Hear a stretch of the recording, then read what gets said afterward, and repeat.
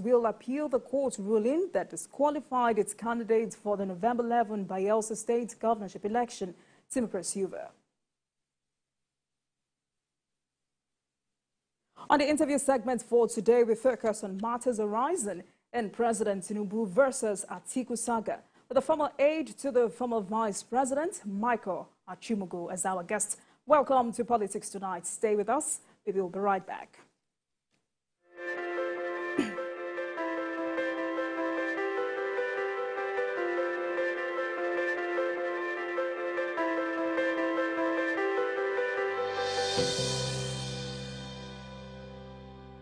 Welcome back to Politics Tonight. Thank you so much for staying with us. Now to our interview with the guest of the day. I'm joined by the former aide to the former Vice President, Michael Achumugu, for discussion on matters arising in President Tinubu versus Atiku saga.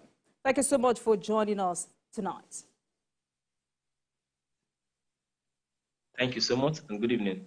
Good evening to you. So, this evening we're taking another look at this issue. And as a former aide to the presidential candidate of the People's Democratic Party, PDP, Atiku Abubakar, what can you say about his unrelenting desire to be president of Nigeria? Well, with all due respect, I think that my former principal has what I would call a roundabout personality, where someone always begins from point A and, flatters to deceive and then circles back to where they began from. It's a roundabout kind of thing. So I call it a roundabout personality disorder. For over 3 decades now, this has been going on.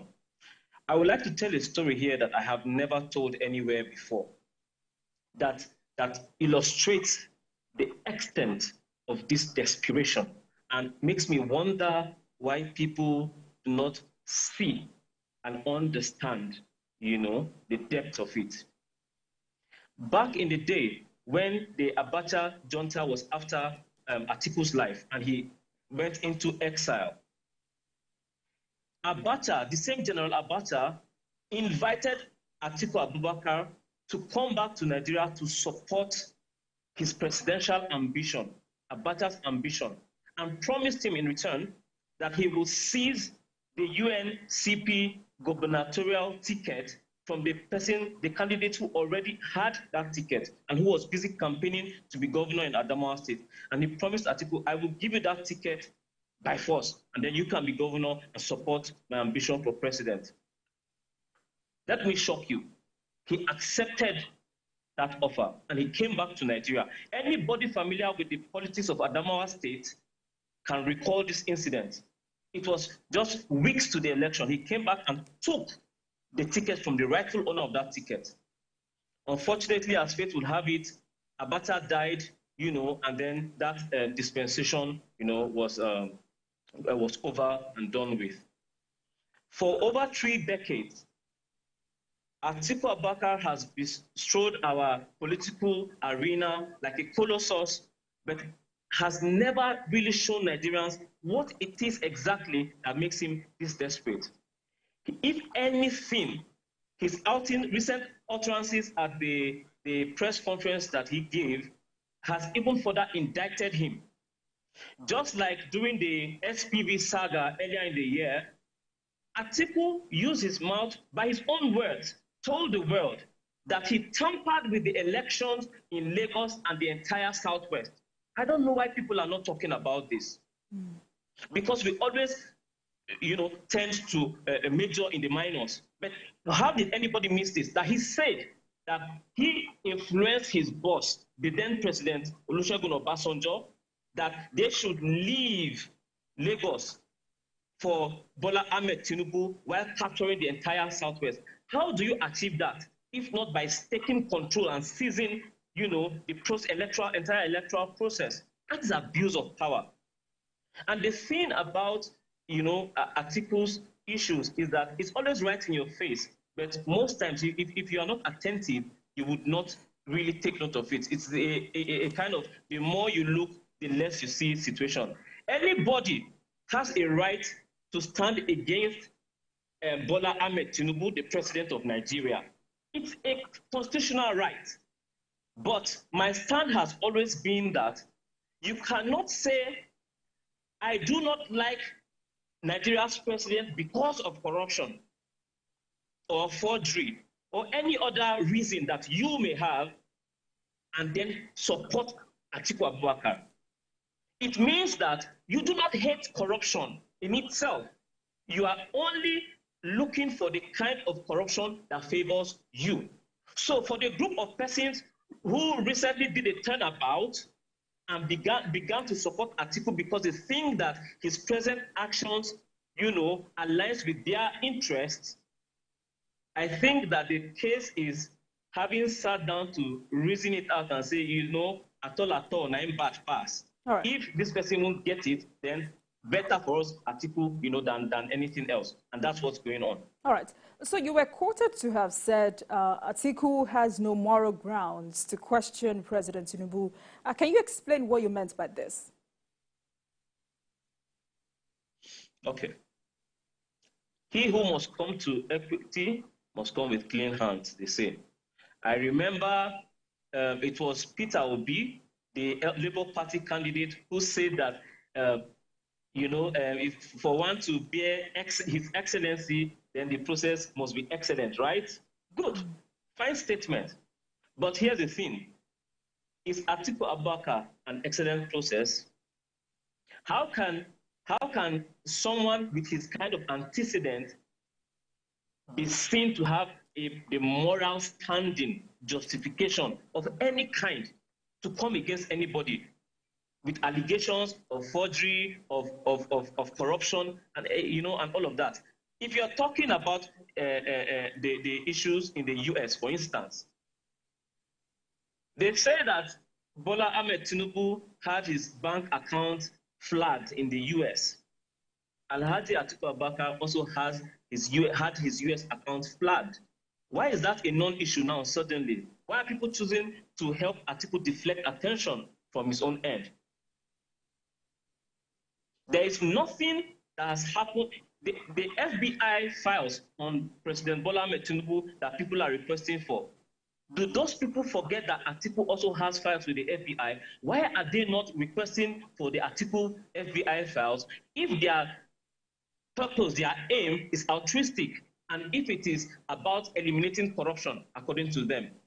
You see, the hypocrisy, I can perceive it from here, and the stench is just too much to bear. I keep hearing every day how the president's children bought houses in the US at some point and all of that. Didn't everybody hear on tape Atiku's daughter confessing to having stolen money from Bank PHB along with Francis Atuche? Where's Atuche today? He's in Kuje prisons. Atiku's daughter still walks free. And so, because you believe that there are issues with the person of Bola Ahmed Tinubu, I should follow you in your support of somebody else who has these kinds of antecedents, then you are not being honest. You are merely deceiving Nigerians, and then you are fighting for your own interest and disguising it as love of the nation. Nobody has love for Nigeria and supports Atiku Abubakar. That's not possible. All right. I mean, so you exposed the special purpose vehicle scandal, and I remember you were also here on Politics Tonight to share your part of the story with us. But not much is heard about it. What's happening regarding that? Well, my duty was to let the people know, and I was very clear about this then. I admitted that I wouldn't have the power to push the matter further than, beyond merely exposing it and letting Nigerians know. It's why I admire the person, and I'm grateful as well to the person of Festus Keyamo, SAN, because he rose up to the occasion. He fought a good fight. I believe that case is still on appeal, with the appeal court. Why I heard at some point that the Code of Conduct Bureau was going to investigate the matter, but I'm also aware that Atiku, through his lawyers, also wrote to the code of conduct saying, they should not be investigated and that they were going to go to court if they were going to be investigated. I do not know where that process is at the moment, but I think that Nigerians should be asking, the relevant investigative agencies why that case has stalled. And it's also why I'm a little bit miffed, about what Atiku is doing and his supporters are doing at the moment, because they are successfully helping him to hide, and I think it's most unfair on the generality of the people who care about this country that you are helping someone, with this kind of antecedent to escape under the radar. The truth has been exposed. Why do people want, to not be objective about these things? If you are altruistic about, your so-called love for Nigeria, your political pursuit, you want a better Nigeria, then I think that Nigerians should still be the ones demanding, for Atiku to be investigated. Because let's not forget, I never came out to make allegations against him. I did not say Atiku did this or did that. I merely put out what he himself said. Just like he recently confessed to Nigeria that he rigged elections in the Southwest in 2003, it's the same way he confessed to the SPV thing by himself. I am still not making any allegations against him. I'm merely, highlighting the things that he himself has confessed to. So I'll leave that question for the relevant agencies to answer. But considering how serious that case is, why do you think it's not getting much traction despite its grave implications? Yeah, I think that it's for the same reason why Francis Atuche will be in prison and Atiku's daughter is still walking free despite confessing that she stole money alongside Atuche. I think that it's for the same reason why William Jefferson in the US would, at the risk of going to prison, confess that he and Atiku had some monkey business, but William Jefferson is in prison, Atiku is still free today. There are forces beyond my control. My duty starts and ends with saying what I have to say, the truth that I know. Because if there's anything anybody can say about me in this life, the one thing you cannot say is accuse me of lying against people. I don't do that. And everything I put forward was a fact. People know that it was a fact. The agencies know that it's a fact.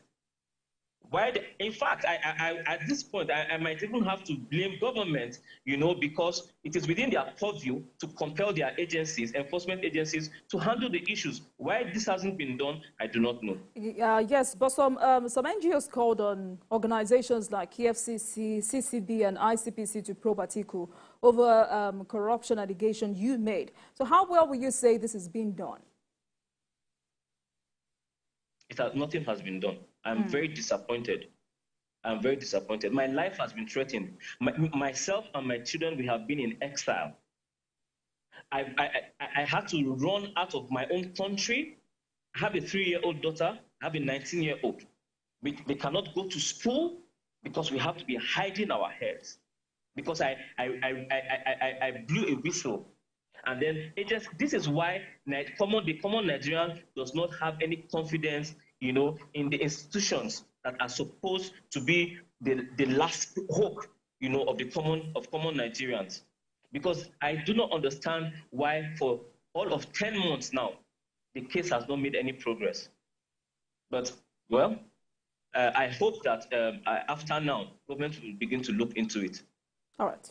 We're very hopeful about that as well. So, let's get back to the certificate issue. Atiku said he is digging into President Tinubu's academic record for the sake of the country. But as his former aide, do you see this as such or a sort of personal vendetta? At this point, you see, I've been a victim of, false allegations before. So it's why I've always been an advocate of hearing both sides of a matter. I have always spoken up against the dangers of a single story, Now, at this point, there are times when people know the truth that this mission they are on is a journey to nowhere. They know it, but because of the vengeful spirit, sometimes it's disappointment, sometimes it's envy and jealousy, they determine to embarrass. Even when they know that there's no justice to be had, their only mission is to embarrass. It has happened to me before. And that is why even if I do not like a person, and no matter what a crowd says, because see, in my experience, the fact that several people come out and say a thing together doesn't mean that guarantee that they are right. And so if, in a court of law, even a confessed armed robber still has a right to fair hearing, I see nothing wrong with, some people saying, look, even if you believe that what Atiku is saying about the president, allow, this process take its full course. The case is before the Supreme Court. Let's wait for the judgment, by the Supreme Court. And people are getting angry. In fact, yesterday, I was on another TV station. I was asked this question about my personal opinion. And in order to be fair to everybody concerned, because the truth is that no matter the position I hold in my heart, I must be sensitive to the feelings of every Nigerian. And so I said something that I will not have a personal opinion about this because my opinion might even be seen as biased. In any case, my personal opinion has no influence on the matter. The truth is that there are only two perspectives that matter in this whole thing. Chicago State University, who have confirmed that the president of Nigeria, because you see, unknown to most people, I also wrote to that school several months ago when this thing had started brewing up at the time. I sent an email to the school. I think it was around the time that Reno Omopri was claiming to have gone to the school in Chicago. I wrote them, and CSU replied me that the Bola Ahmed Tinubu, who is president of Nigeria, did indeed, attend and graduate from that school. I kept it to myself. It's only very recently I even tweeted that, I wrote the school, but I will not put out my findings, Now, Atiku's only aim at this point has to be identified by everyone as just, a vendetta to embarrass the person of the president. But in the end, that doesn't really matter because I don't know what the outcome will be in court. So we wait for the Supreme Court to pass judgment. Another thing I noticed too is sometimes, even when Nigerians are angry, it shouldn't still take away our objectivity. I noticed that the judge in the matter in US stated that they had received a lot of emails from Nigeria, but that, their judgment will not be influenced or driven or motivated by social media opinion. People hailed that judge, that statement she made. But when the Chief Justice of the Nigerian Supreme Court also said the same thing, people got angry. So it means that I've just come to realize that, people have already made up their minds what side to take. It doesn't matter whether that side is the truth, the fact or not. Their minds are just made up. And that is not healthy for us as a nation.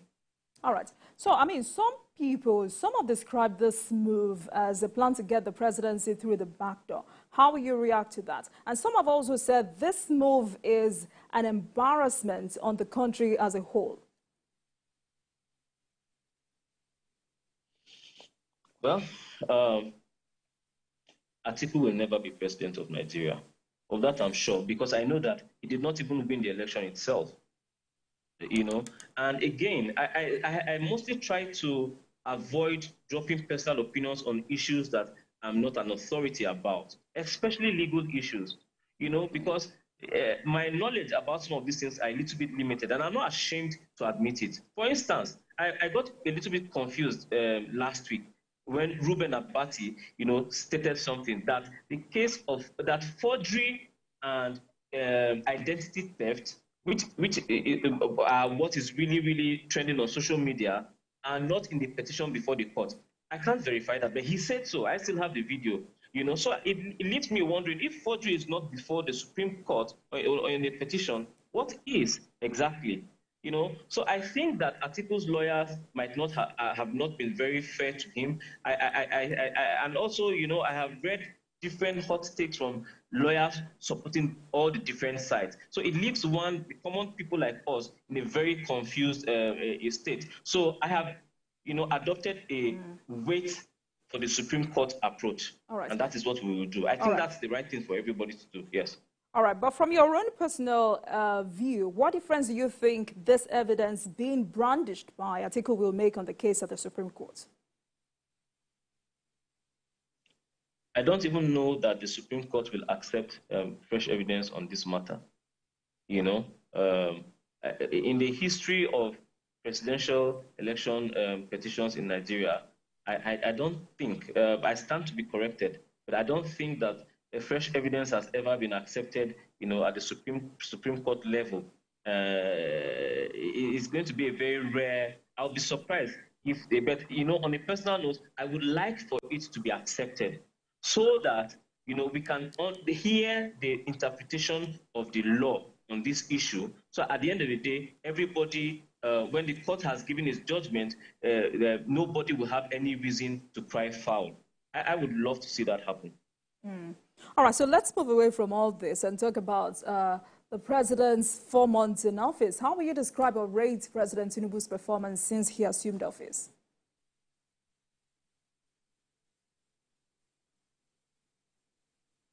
Did you get my question, Mr. Michael? I can't hear you. No, I didn't get you. Please, can you come again? How will you describe or rate the president's performance since he assumed office? Okay. It's work in progress. It didn't matter who won the election, you know, whether Peter Obi had won, whether Atiku had won, whether Kwankwaso or anybody else had won. Everybody knew before now that it was always going to be a very tough one, you know. Nothing good comes easy. Are there things that should have been handled better? Yes, absolutely. But one thing that has surprised me about this president is, contrary to even my personal expectation, I noticed that he listens. You know, he's not ashamed or afraid sometimes to say, look, the people are complaining about these things. Could I have made the wrong step? I remember when the issue of distributing 8,000 naira, you know, to indigent Nigerians came up the other time. There was people, even members of APC, complained massively about it on social media. And the president, you know, did a U-turn. You know, he reviewed his position on the matter. I think money was given to the states, you know, to distribute among them and take care of their people. I believe that it can be better. I believe it's going to get better. You know, a lot of damage, a lot of things had been done wrong, and you know, everything is a process. I remember reading a tweet by one Maurice Monnier. It's an old tweet by him. You know, it's a Peter Obi supporter. I just came across that tweet yesterday. He had written it with regards to an Atiku presidency in 2019. And he said, it doesn't even matter if someone else becomes president. It cannot take less than 2 years to begin to repair the, you know, the wrong that had been done. So I believe that, you know, we still need to be patient, but hold the president accountable. I believe that he will get it right eventually.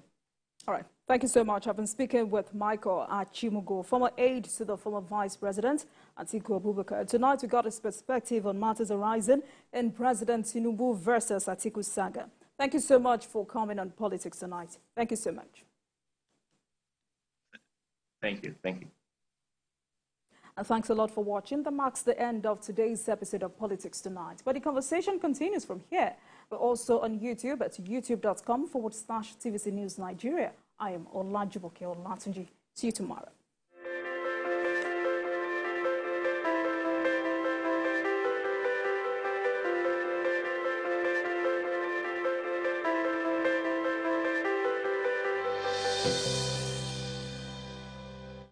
The following is a paid presentation by ShopX TV. Do you struggle with having an active and healthy lifestyle due to your busy schedule? Do you find it's difficult to make it to the gym? You want to improve your overall health, but don't know where and how to start?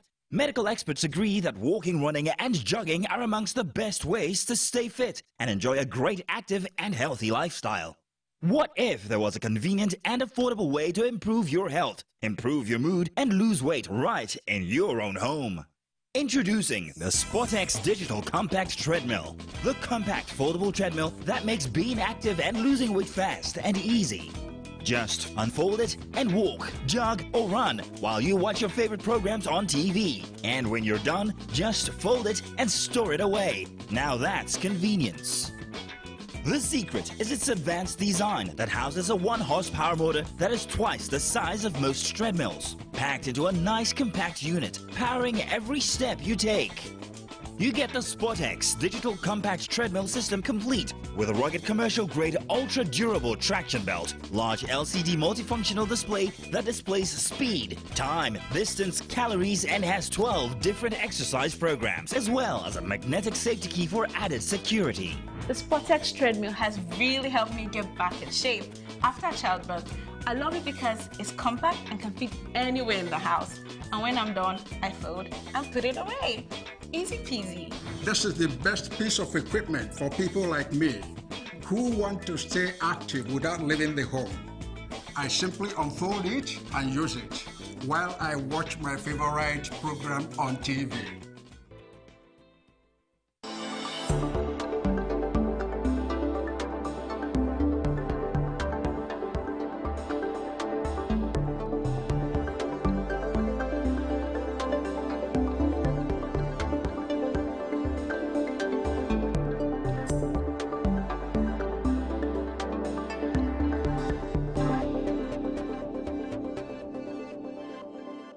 Ignorance is the mother of personal destruction.